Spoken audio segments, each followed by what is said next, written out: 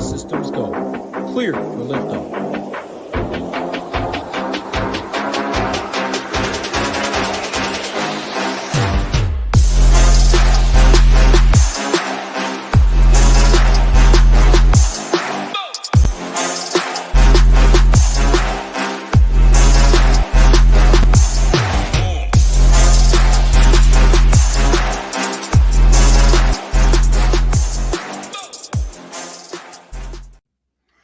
Hey there, everybody, and happy race day, and welcome to this week's NASCAR Quick Hit here at SHIPIT Nation.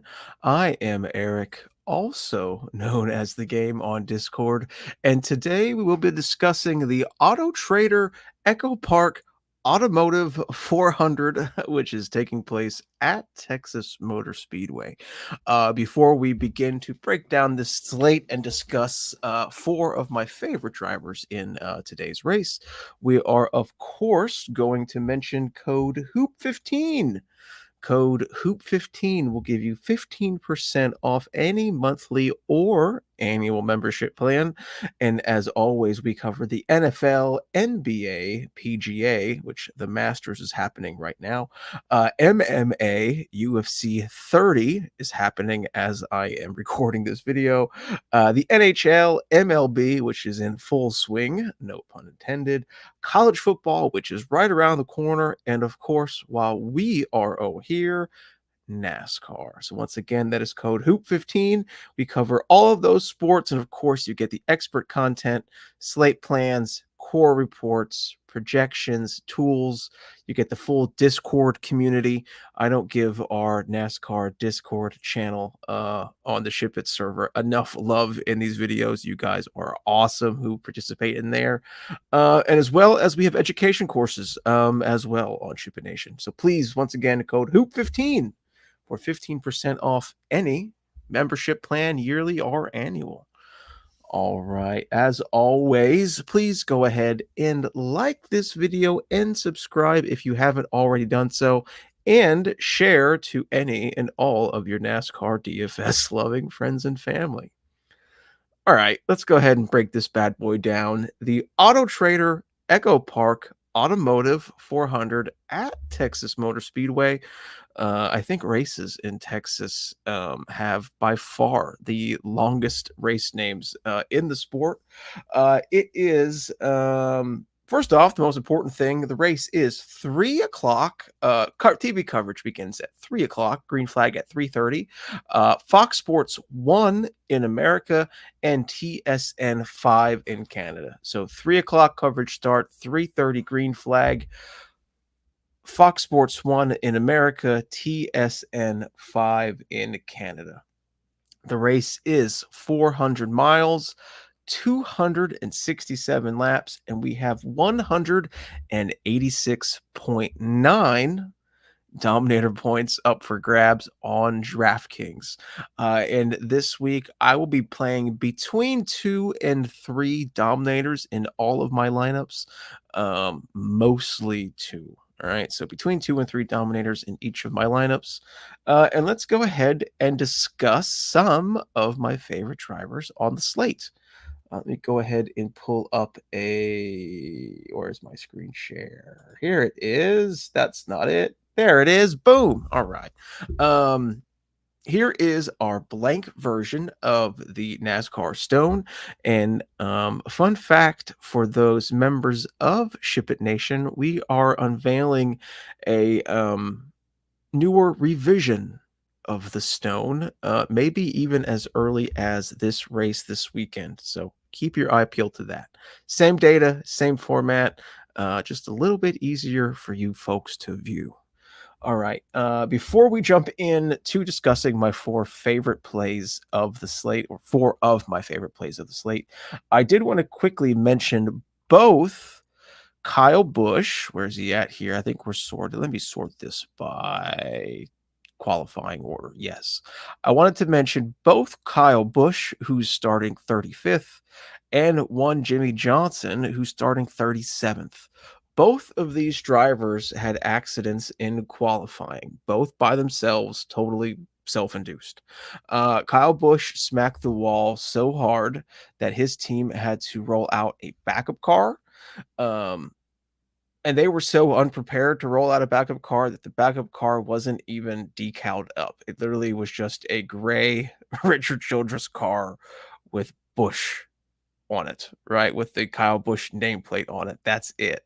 So not only does the RCR 8 team have to prep this car to be the primary car for Kyle, they also have to wrap it because there's no sponsors on it or anything. So Kyle is starting 35th. He is going to be incredibly chalky for his driving prowess and his 35th starting spot. So just be warned of that. And Jimmy Johnson, while he did smack the wall in practice, he did not smack it hard enough where the team wasn't able to fix it. So the team did decide to stick with their primary car. However, JJ did not post a qualifying time. So he is starting 37th. And truthfully, Jimmy Johnson has not at all set the world on fire in his limited next gen racing experiences, his next gen races, like so to speak. However, he is a 7-time NASCAR Sprint Cup champion, and he's in a decently fast Toyota. I mean, would you rather play Daniel Hemrick or Jimmy Johnson in a Legacy Motorsports Toyota, or Ty Dillon? I think I'm going to pick Jimmy Johnson if I'm comparing the three, right? So, just wanted to mention that he was in an accident along with Kyle Busch, 2 separate instances. Kyle Busch is in a backup car.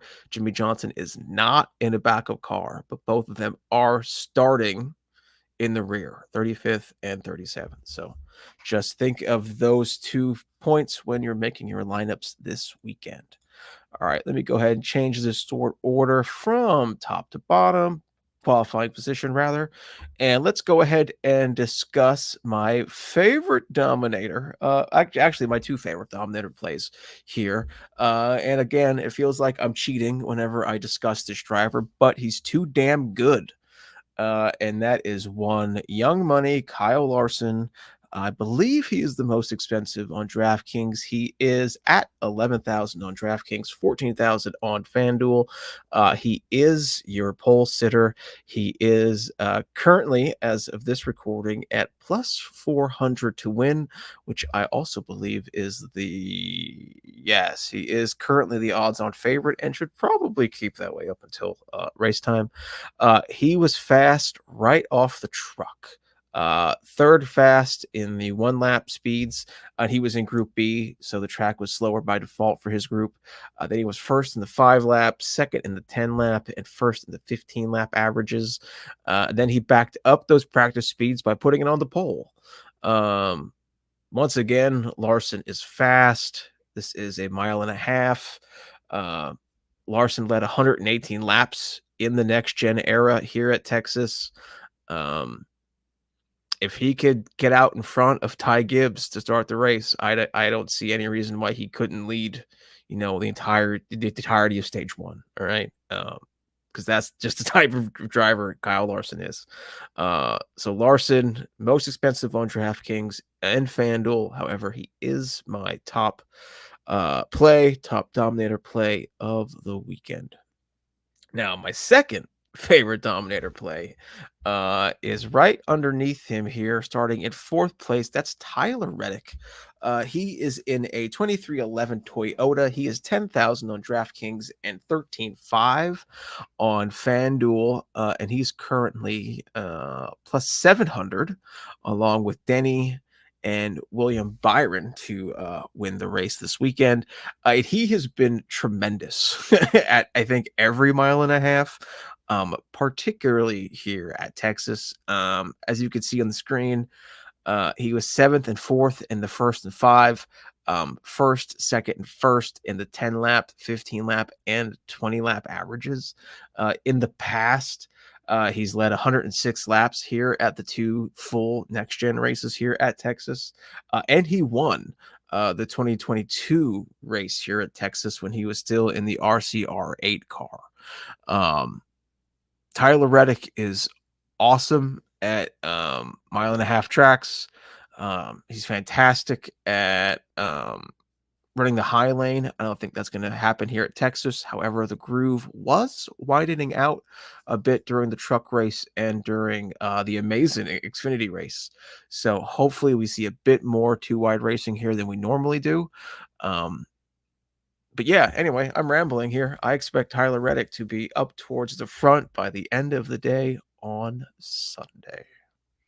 Next up, let's go ahead and highlight old middle of the road Bad Brad Keselowski. Bad Brad starting 22nd on Sunday, which is incredibly middle of the road. However, he has been very good here at Texas. In the past two next generations, he has finishes of 7th and 8th here, and he led 31 laps in the 2022 race. Now, the 2022 race did have some tire issues, but still, he led 33 laps during that race and finished 8th. Okay. If he gives you a top 10 finish from 22nd starting position at 8,200, that's a pretty solid day. I expect to see Brad K up towards the top 10 by the end of the day. Yeah, he's in a fast forward, still chasing that elusive first next gen victory. It could happen on Sunday. We will see. Then I think actually we are finally so finally at all. We're only 11 minutes into this video. We are up to my favorite value play of the week, and I'm gonna go with one Zane Smith. Zane Smith is 5,500 on DraftKings, 2,500 on FanDuel.